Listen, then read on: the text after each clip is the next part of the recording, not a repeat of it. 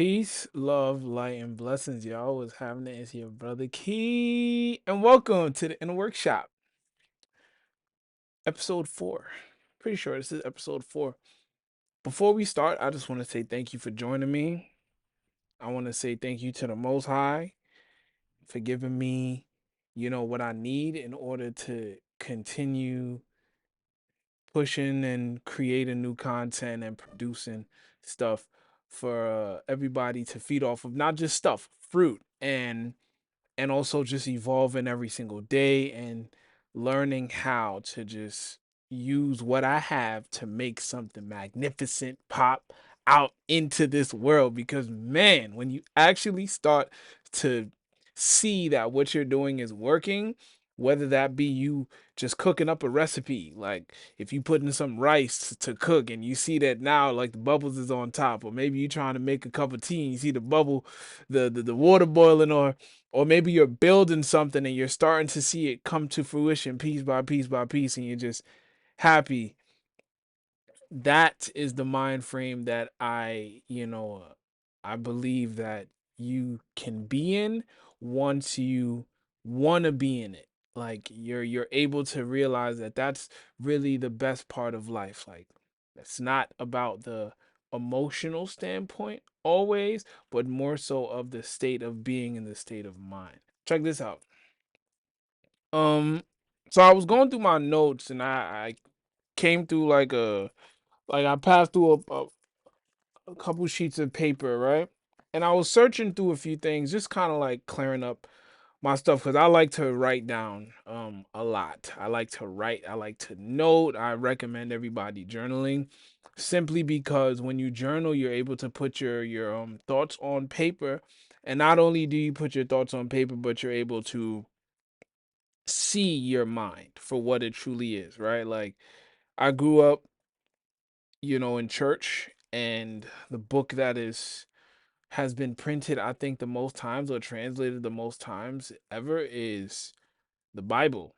I know that for a fact actually. And also it has the least amount of understanding. And that's because, the mind is kind of like that the Bible is supposed to be God's mind. And it's like if you understand your mind and how you work like internally, you will be able to do whatever you want in the world because that's the gift from the Most High, from the Creator, right? So let's let's kind of like set the tone a little. I didn't really want to open up with no scripture. I ain't gonna hold you, but we gonna do it anyway because um heck, why not? A specific scripture is coming to mind. Be ye transformed.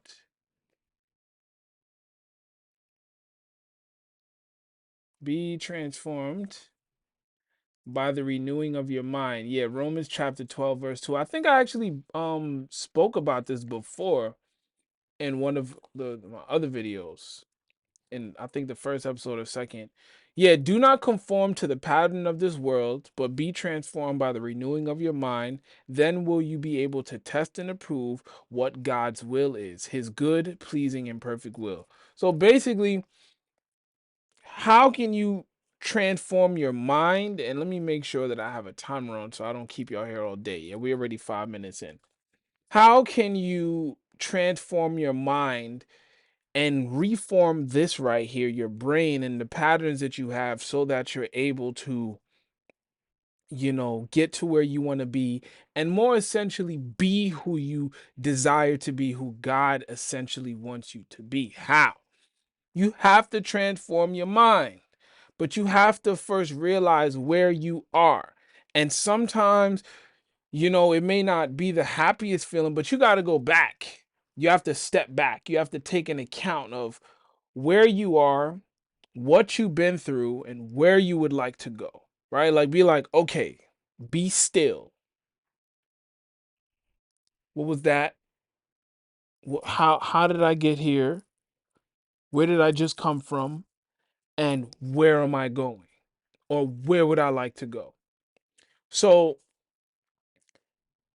essentially, the reason why I preach and why I motivate you all to, I say this all the time, like, yo, journal, because some, like, your brain, your subconscious mind holds all the information, but your conscious mind, unless you are a, an anomaly where you can recall every bit of information that you've ever witnessed, recognized, or downloaded, which would be way too heavy for your mind anyway. Again, if you're an anomaly, you can handle it, but your conscious mind holds, what are you doing today, like right now? And out of your subconscious mind, can you pull memories or essentially do the programming? So here's a piece of paper. You see this little mango piece of paper I got? It doesn't have a date on it, but I'm going to tell you what I wrote down. I have changed the trajectory of my life and began to move in the best direction. God has shown me that He is always with me. Mother Earth has embraced me and provides for me. Um, the creation called the universe has given me truth. I win the war. As I fulfill my purpose and duties, life will unfold day after day and give me more love than ever before. That that's my interaction with myself, with God. Like, yo, God, this is how I feel about you. Mother Earth, that feeds me all the herbs and the fruits and of the nations how shall heal the land. So I need that healing. That's my interaction with Mother Earth and the universe, or the records, my genetic code, everything around me, the space dust is. I need you to interact with me because I recognize the truth. That is what I'm saying to myself first, and then out to the world, out to everything. That's what I'm writing down. So if I'm able to put that on paper, if I'm able to write that down and put that into existence, you think God is not going to recognize it? Mother Earth is not going to recognize in the universe, the ether that is everything, always will be, and ever expanding, contracting, all of that stuff is not going to recognize me? Of course, because I recognize myself. You have to recognize yourself. So you have to be transformed in your mind. That's why in the Bible it says, do not conform to just the world. Because if you just conform to the way the world is, that means that every single season you're going to change. You're not going to be able to have no stability within yourself or any type of like solidness. You know what I'm saying? There's also another scripture. I'll pull this up for y'all right now. Another scripture that says, I actually was reading this not too long ago. Build on, yeah, boom. Matthew, yeah, I was reading it. I was actually reading this. Boom. Yeah, Matthew chapter 7, verse 24. Everyone who hears the words of mine and does them will be wise like a man who built his house upon a rock. And the rain fell, and the floods came, and the winds blew and beat on that house, but it did not fall because it had been founded upon a rock. And I'm gonna just read the whole thing. Everyone who hears the words of mine and does not do them will be foolish like a man who built his house on sand, and the rain fell, and the floods came, and the winds blew and beat against that house and fell, and the great was the fall of it. So basically, would you rather have stability in yourself to where, like, if a storm come, if the water come, if lightning come, if earthquakes come, you want your house to collapse, or would you rather have the stability to where, like, you can go through any storm and you'll come right back to where you belong, which is the center, which is the God mind? That's really what that scripture is saying. And when you have some type of stability within yourself, that's really how it's supposed to be. And that's, I don't really want to continue crazy on today because it's a kind of a short episode, but I just really wanted to. I'll give y'all another two because I'll give y'all a couple. It's just flowing. When you have that type of protection, that stability, you're able to be yourself, right? You're able to truly have some type of unique fingerprint that God is able to recognize, And also, more importantly, you are able to accept and love within yourself. Like, you want to make sure that you're able to be you no matter what you go through. All right. No matter what interactions you have with the world, you're able to have something that is you. And that's really a difficulty for certain people when they're going through, you hear about midlife crises and identity crises and all of this stuff like that. Like, that's basically what that is. You're not able to identify what is you, but you have to first identify with God first before anything else. Then you're able to identify the things that you love, what you want to keep, what you're able to let go, um what was only a season, what was a moment, and what is here for a lifetime. You dig what I'm saying? Your boy, if you can see around me, like a couple things, just so you can have some context of the type of man I am. That's that's Christ right there, right? Yeshua. Y'all know him as Jesus, right?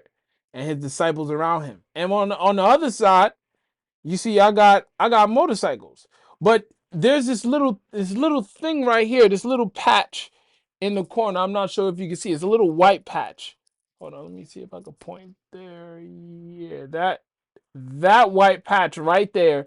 It says um Lights Church Baptist. Lights. Hold on one moment.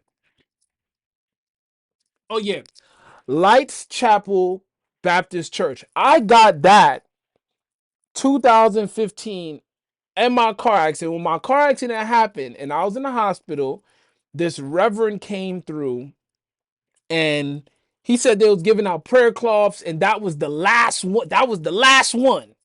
That was the last one. It says biker, Route 66. It doesn't have crosses or Christ or any type of scripture. That says a biker. Okay?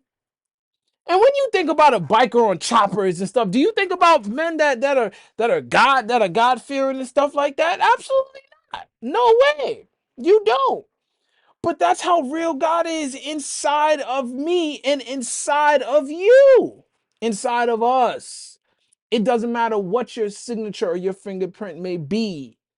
God can use whoever and whatever. And also, too, I want to use the book The Alchemist. In the book The Alchemist, for those who have read it, there was a man called the king, right? The book is basically about a young man who was a shepherd, and he's traveling and he wanted to go see the Great Pyramids because he was having dreams, etc., right? So on his journey, before he was about to give up his dream, a great king came to him and told him that he appears to people who needs help because they just might quit on themselves. So the king has the ability to turn into to be as a person, maybe an idea or a rock. To me, that is basically like God. God can be anything, anywhere, anytime. That is what omnipresence means, right? But most essentially, what what I truly have come to understand when it comes to like when it has to do with being yourself is you have to accept who you are. And then you got to get to a point where you just love it. And then you got to feed that part of yourself. That don't mean that you don't do other things, like you're not a great person in society. Like, you have to have balance, right? So I got I got the most essential master teacher quality, right? That I'm using right now to help you. But then I also got this part. I also got this right here.